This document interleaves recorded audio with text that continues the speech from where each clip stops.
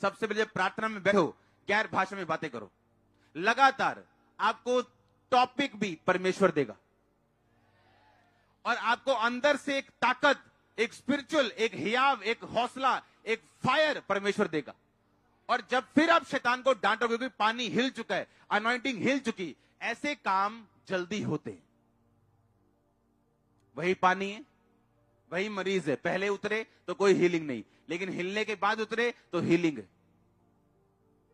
वही प्रेयर जब आप गैर भाषा में करते हैं, आपका स्पिरिचुअल इंजन स्टार्ट होता है, गर्म होता है। मैं ऐसे आपको समझा सकता हूं। अगर आप देखें ना ओलंपिक में या किसी खेल में कि एक बंदा 200 किलो भार उठाता है, हां, पिछले महीने वो 225 किलो उठाया और वो सक्सेस हो गया। इस महीने 215 के बाद उससे उठाया नहीं गया। ऐसा होता है ना? क्यों? वही बंदा है, अब अटेम्प्ट 225 का पूरा नहीं हुआ, लेकिन पिछले महीने कर लिया था। ये सेम स्पिरिट में स्पिरिचुअल लाइफ लो है, ध्यान टीवी की तरफ ज्यादा है, मोबाइल की तरफ ज्यादा है, अब वो काम हो नहीं रहा। जैसी गैर भाषा में एंट्री होती, प्रार्थना में एंट्री होती, वो स्पिरिचुअल स्ट्रेंथ फिर से आपको मिलती और अब आप हिट मारते हो। वो लगता है, कितने समझ रहे हैं भाई? ये स्पिरिचुअल लाइन फिजिकल लाइन से ज्यादा असली है। उनका अटेम्प्ट पिछले महीने का जो सक्सेस था, अगले महीने फेल हो सकता है, क्योंकि उनको मेंटेनेंस की जरूरत है। अपनी बॉडी को मेंटेन, अपनी स्ट्रेंथ को मेंटेन करने की। उसी तरह से परमेश्वर कहता है, क्या तुम नहीं जानते, तुमको भी अपनी आत्मिक स्ट्रेंथ को मेंटेन करना पड़ेगा। हालेलुया। तुमको मेंटेन नहीं करोगे उसको, तो नेक्स्ट अटेम्प्ट में तुम फेल होगे, तुम्हें फिर तैयारी करनी पड़ेगी। गैर भाषा आपका एक हथियार है, आपका हथियार है ये। परमेश्वर ने आपको एक एंटरटेनमेंट के लिए नहीं दिया। गैर भाषा के जरिए परमेश्वर, बाइबल बोलती है, प्रोफेटिक वर्ड आपके लाइफ पे रिलीज करता है, आपकी अगुवाई करता है। कहां जाना है, कहां नहीं जाना, वो आप एकदम से सब कुछ नहीं होगा, लेकिन डे बाय डे आप इसमें परिपक्व और मैच्योर होते जाएंगे। और जैसे आप गैर भाषा को एक अपने दिनचर्या का बना लेंगे, आपको मालूम होगा कि हर great anointed man of God घंटों रोज गैर भाषा में प्रार्थना करता है। ये उसकी अनॉइंटिंग का सीक्रेट है। हालेलुया। जो प्रॉफिट, जो मैन ऑफ गॉड प्रार्थना के वचन, प्रार्थना के जीवन को महत्व नहीं देता और सिर्फ प्रोफेसी, हीलिंग के बारे में बात करे, वो जेन्युइन नहीं है। क्योंकि हर major man of God Bible में अपनी प्रेयर के द्वारा जाना गया है, अपनी प्रेयर लाइफ के द्वारा, परमेश्वर के सामने खड़े रहने के द्वारा। कितने मेरी बात को समझ रहे हैं? आपको फैसला करना है, मुझे प्रेयर करनी है, गैर भाषा में करनी, कैसे अपने स्पिरिचुअल इंजन को गर्म रखना है, कैसे मेंटेन रखना है। क्योंकि जो कुछ शैतान ने छीना भाई, ये अपने आप वापस नहीं आएगा। ना रोने से आएगा, ना परमेश्वर को कंप्लेंट करने से आएगा, ना सिर्फ ऊपर मुंह उठाने से, प्रभु को कुछ कहने से आएगा।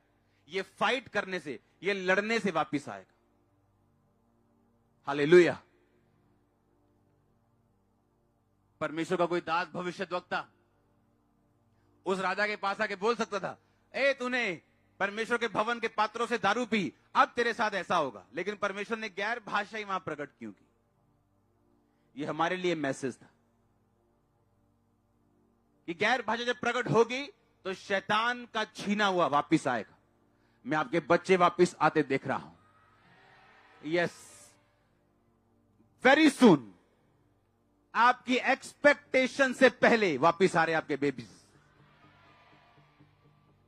आप जानते हैं इस बात को क्यों? क्योंकि परमेश्वर प्रॉफिट्स की तरफ बात करता था, राजाओं को बोलता था, राजा तेरे साथ ऐसा होगा, अब तुम मर जाएगा, अब तेरे साथ ये होगा, तू बीमार हो जाएगा। लेकिन इस बार, इस टाइम परमेश्वर ने गैर भाषा को प्रकट किया और उसे समझने की ताकत डैनियल के पास थी।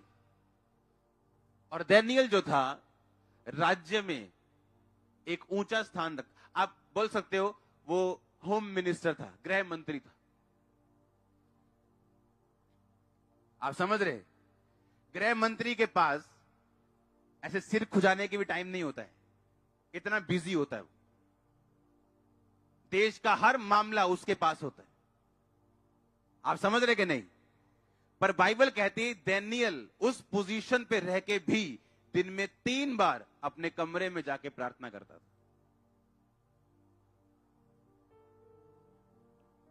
3 टाइम, हीलिंग के लिए नहीं, डिलीवरेंस के लिए नहीं, 3 टाइम।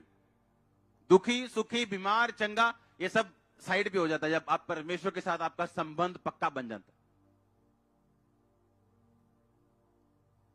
उस लेवल पे जाके अगर वो प्रेयर मेंटेन कर सकता है तो आप क्यों नहीं कर सकते?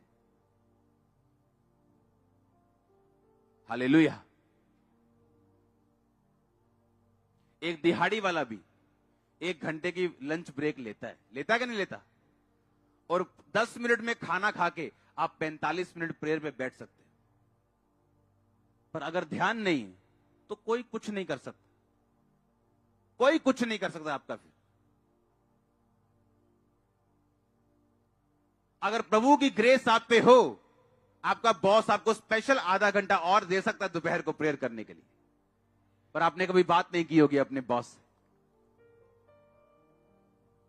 जब परमेश्वर दूसरे नंबर पे रहेगा, हम खुद ही धक्के खाते फिरेंगे लाइफ में और सोचेंगे लाइफ इज ए स्ट्रगल। क्या बाइबल ऐसा कहती है लाइफ इज ए स्ट्रगल? परमेश्वर कहता है मैं कहता हूं आनंदित रहो, मैं फिर कहता हूं आनंदित रहो। ये उसका प्लान है। और होगा कैसे? बिब्लिकल वे से, बाइबल के तरीकों से। आज ठंड बड़ी है जी, मैं चर्च नहीं आया, मेरा बच्चा बड़ा छोटा सी जी, मैं चर्च नहीं आया। क्या बहाने हैं हमारे पास? अगर पंजाब में ठंड, गर्मी और बारिश रोकेगी तो आप 3 महीने 3.5 महीने घर रहोगे।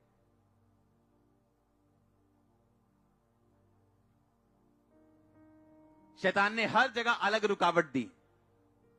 फॉरेन के लोगों को काम में बिजी रखा है, कईयों को बारिश में बिजी रखा है, कईयों को ठंड में बिजी रखा है, कई खाम खाम वैसे ही बिजी हैं, फोन में बिजी है, टिकटॉक पे। आमीन।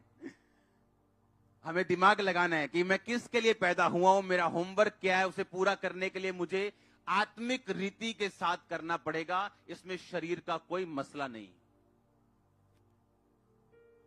हालेलुया। और जब होमवर्क पूरा होगा, उसके पीछे ब्लेसिंग छुपी है जो आप चाहते हो। ऐसा नहीं हो सकता कि आपकी ब्लेसिंग ना आपको मिले अगर आपका होमवर्क पूरा हो। आमीन।